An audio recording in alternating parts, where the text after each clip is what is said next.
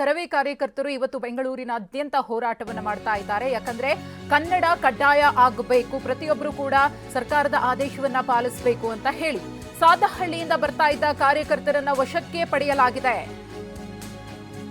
Cubbon park ವರೆಗೆ ಸಾಗಬೇಕಿದ್ದ ಪ್ರತಿಭಟನಾ rally ಸಾದಹಳ್ಳಿಯಿಂದ ಬರ್ತಾ ಇದ್ದಂತಹ ಕಾರ್ಯಕರ್ತರನ್ನ ಪೊಲೀಸರು ವಶಕ್ಕೆ ಪಡೆದಿದ್ದಾರೆ. ಬ್ಯಾಟರಾಯನಪುರದ ಬಳಿ ಪೊಲೀಸರು ವಶಪಡಿಸಿಕೊಂಡಿದ್ದಾರೆ. ವಶಕ್ಕೆ ಪಡೆದು ಬಸ್ಗಳಲ್ಲಿ ಪೊಲೀಸರು ಕಾರ್ಯಕರ್ತರನ್ನ ಕರೆದೊಯ್ದಿದ್ದಾರೆ. ಪೊಲೀಸ್ ಡ್ರೈವಿಂಗ್ ಸ್ಕೂಲ್ ಒಳಗೆ ಕರೆದೊಯ್ದ ಖಾಕಿ ಪಡೆ. ಯಲಹಂಕದ ಪೊಲೀಸ್ ಡ್ರೈವಿಂಗ್ ಸ್ಕೂಲ್ ಆವರಣ ಅಂದ್ರೆ ಅಲ್ಲಿ ಸದ್ಯಕ್ಕೆ ಕಾರ್ಯಕರ್ತರನ್ನ ಇರಿಸಲಾಗಿದೆ. ಕಾರ್ಯಕರ್ತರನ್ನ ಬಸ್ ಸಮೇತ ಪೊಲೀಸರು ಕರೆ ತಂದಿದ್ದಾರೆ.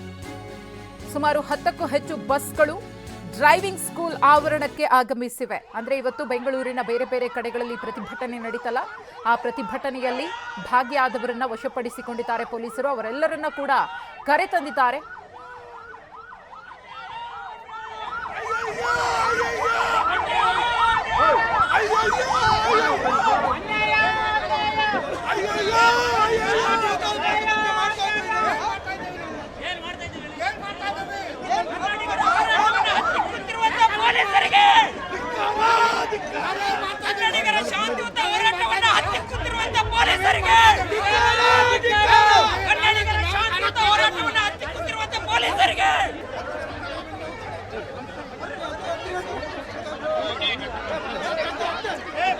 ಈ ಕುರಿತು ಮತ್ತಷ್ಟು ಮಾಹಿತಿಯನ್ನ ಕೊಡೋದಕ್ಕೆ ನಮ್ಮ ಪ್ರತಿನಿಧಿ ಶಿವಪ್ರಸಾದ್ ಇದೀಗ ನೇರ ಸಂಪರ್ಕದಲ್ಲಿದ್ದಾರೆ.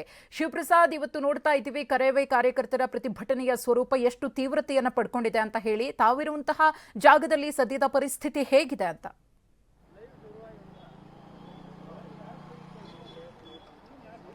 ಅದಷ್ಟು ಈಗಾಗಲೇ ಪರಿಸ್ಥಿತಿಯನ್ನು ತಿಳಿಗೊಳಿಸುವಂಥ ಕೆಲಸವನ್ನು ಪೊಲೀಸರು ನಿರಂತರವಾಗಿ ಮಾಡ್ತಿರ್ತಕ್ಕಂಥದ್ದು. ಕಳೆದ 4-5 ಗಂಟೆಗಳಿಂದಲೂ ಕೂಡ ಬೆಂಗಳೂರಿನ ಏರ್ಪೋರ್ಟ್ ರಸ್ತೆಯ ಯಲಹಂಕ ಮುನ್ಸ್ಮಾರ್ನಹಳ್ಳಿವರೆಗೂ ಕೂಡ ಅಕ್ಕಪಕ್ಕದಲ್ಲಿರ್ತಕ್ಕಂಥ ಮಳಿಗೆಗಳ ಬೋರ್ಡ್ಗಳನ್ನು ಪುಡಿಗಟ್ಟಿರ್ತಕ್ಕಂಥದ್ದು ಕರವೇ ಕಾರ್ಯಕರ್ತರು. ನನ್ನ ಹಿಂಭಾಗದಲ್ಲಿ ನೀವು ಈಗಾಗಲೇ ಗಮನಿಸ್ತಾ ಇದ್ದೀರಾ, ಇಲ್ಲಿರ್ತಕ್ಕಂಥ ಸಾಲಾಗಿ ನಿಂತಿರ್ತಕ್ಕಂಥ ಬಸ್ಗಳಲ್ಲಿ ಕರವೇ ಕಾರ್ಯಕರ್ತರು ಸಾಗರೋತ್ಪಾದಿಯಲ್ಲಿ ಸಾವಿರಾರು ಸಂಖ್ಯೆಯಲ್ಲಿ ಆಗಮಿಸಿದ್ರು.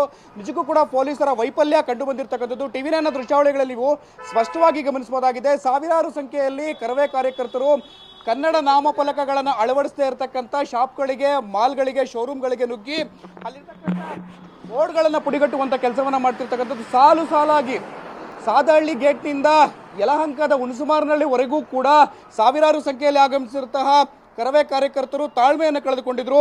ಪೊಲೀಸರು ಎಷ್ಟೇ ಮನವಿಯನ್ನು ಮಾಡಿದ್ರು ಪೊಲೀಸರ ಜೊತೆಗೂ ಕೂಡ ಮಾತಿನ ಚಕಮಕಿಯನ್ನು ನಡೆಸಿ ಸಾಲುಗಟ್ಟಿರ್ತಕ್ಕಂಥ ಈ ಒಂದು ಬಸ್ಗಳಲ್ಲಿ ಬಂದಿರತಕ್ಕಂಥ ಕರವೇ ಕಾರ್ಯಕರ್ತರು ಪುಡಿಗಟ್ಟುವಂಥ ಕೆಲಸವನ್ನು ಮಾಡ್ತಿದ್ರು. ಸಾದಹಳ್ಳಿ ಬಳಿಯೇ ಕರವೇ ರಾಜ್ಯಾಧ್ಯಕ್ಷರಾಗಿರ್ತಕ್ಕಂಥ TN ನಾರಾಯಣಗೌಡರನ್ನ ವಶಕ್ಕೆ ಪಡೆದು ಈಗಾಗಲೇ ಗಮನಿಸ್ತಾ ಇದ್ದೀರಾ, ಯಲಹಂಕದ ಬಳಿ ಇರತಕ್ಕಂಥ ಪೊಲೀಸ್ ವಾಹನ ಚಾಲನಾ ಮತ್ತು ಸಂರಕ್ಷಣಾ ಶಾಲೆ, ಪೊಲೀಸ್ ಡ್ರೈವಿಂಗ್ ಅಂಡ್ ಮೈಂಟೆನೆನ್ಸ್ ಸ್ಕೂಲ್ನಲ್ಲಿ ಈಗಾಗಲೇ 500ಕ್ಕೂ ಹೆಚ್ಚು ಕರವೇ ಕಾರ್ಯಕರ್ತರನ್ನ ಈಗಾಗಲೇ ವಶಕ್ಕೆ ಪಡೆದು ಕರವೇ ರಾಜ್ಯಾಧ್ಯಕ್ಷರಾಗಿರ್ತಕ್ಕಂಥ TN ನಾರಾಯಣಗೌಡರನ್ನು ಕೂಡ ಈಗಾಗಲೇ ಪೊಲೀಸರು ವಶಕ್ಕೆ ಪಡೆದು ಇರಿಸಿಕೊಂಡಿದ್ದಾರೆ. ಆದರೆ ನಿಜಕ್ಕೂ ಕೂಡ ಕಳೆದ 4-5 ಗಂಟೆಗಳಲ್ಲಿ ಇವರ ಒಂದು ಉಪಟಳವನ್ನು ತಡೆಯುವಲ್ಲಿ ಪೊಲೀಸರು ವಿಫಲರಾಗಿದ್ದಾರೆ ಅಂತಲೇ ಹೇಳ್ಬೋದು. ಪೊಲೀಸರ ಮಾತಿಗೂ ಕೂಡ ಕ್ಯಾರೆ ಏನಿದೆ.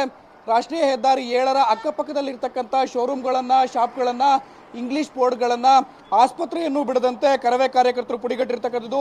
ಕರವೇ ನಾರಾಯಣಗೌಡರನ್ನ ವಶಕ್ಕೆ ಪಡೆದಂಥ ಒಂದೇ ಕಾರಣದ ಸಲುವಾಗಿ ಇವರೆಲ್ಲರೂ ಕೂಡ ಕಾನೂನನ್ನು ಕೂಡ ಕೈಗೆತ್ತಿಕೊಂಡು ಅಕ್ಕಪಕ್ಕದಲ್ಲಿರ್ತಕ್ಕಂಥ ಬೋರ್ಡ್ಗಳೆಲ್ಲವನ್ನೂ ಕೂಡ ಧ್ವಂಸ ಮಾಡುವಂಥ ಪ್ರಕ್ರಿಯೆಯನ್ನು ಕೈಗೊಂಡಿರ್ತಕ್ಕಂಥದ್ದು. ನಿಜಕ್ಕೂ ಕೂಡ ಪೊಲೀಸರು ಕೂಡ ಅವರೊಂದಿಗೆ ಪರದಾಡುವಂಥ ಪರಿಸ್ಥಿತಿ ನಿರ್ಮಾಣವಾಗಿತ್ತು.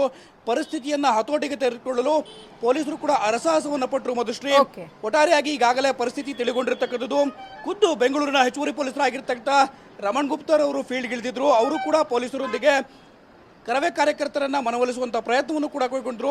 ಕೊನೆಯದಾಗಿ ಅವರೆಲ್ಲರೂ ಕೂಡ ಈಗಾಗಲೇ ಯಲಹಂಕದ ಬಳಿ ಇರತಕ್ಕಂಥ ಪೊಲೀಸ್ ಡ್ರೈವಿಂಗ್ ಸ್ಕೂಲ್ಗೆ ಕರೆತಂದಿರ್ತಕ್ಕಂಥದ್ದು.